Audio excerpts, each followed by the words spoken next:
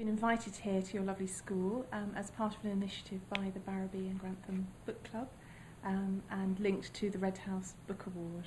So I'm here to talk about my book, but also to celebrate books in general. Why did you become a writer?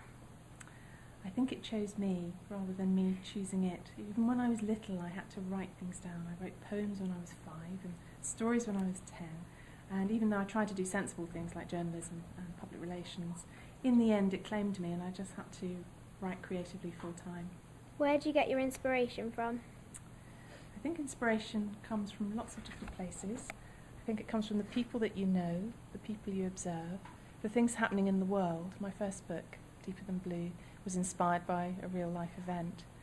And everything goes into a big soup in your head, and I think that's true for all writers. And then somewhere in this soup there's a really strong idea, and in the end you get to it, and that's the one that you work on. What is your new book, If I Could Fly, all about? If I Could Fly is about a teenager called Calypso who tells the story and who is running away.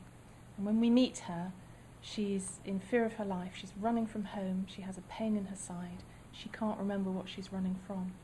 And as the book unfolds, we learn, as Calypso does, what has happened to her in the past.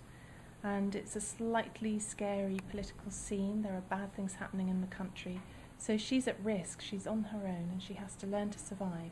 And she does that with the help of a boy called Alfie, who becomes her friend. What advice would you give to budding writers?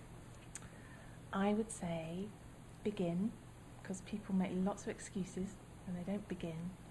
Find your voice, your unique voice.